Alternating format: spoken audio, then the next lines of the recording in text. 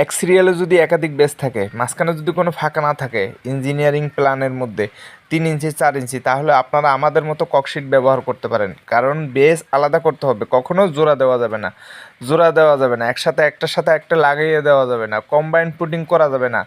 Single single base যদি কাগজে উল্লেখ থাকে, প্ল্যানিং থাকে, অবশ্যই সিঙ্গেল সিঙ্গেল করতে হবে। অনেকে করে কি, যেমন আমি এই কাজটা করার সময় আমার এক কন্ট্রাক্টর ভাই এসে বলতেছে মাঝখানে কোনো ফাঁকা নেই, 4 ইঞ্চি কী হবে, দিয়ে দাও।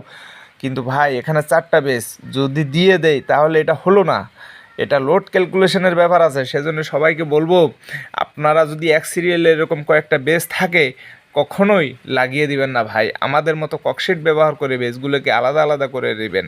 যদি আমার এই ভিডিওটা ভালো লাগে অবশ্যই শেয়ার করে দিবেন, অন্যজনকে দেখার সুযোগ করে দিবেন। আর এই ধরনের ভিডিও যদি প্রথম দেখে থাকেন অবশ্যই একটা গঠনমূলক কমেন্ট করে দেবেন এবং ভিডিওটা শেয়ার করে অন্যজনকে দেখার সুযোগ করে দিবেন। আসসালামু আলাইকুম, ভালো থাকবেন, সুস্থ থাকবেন, আল্লাহ হাফেজ।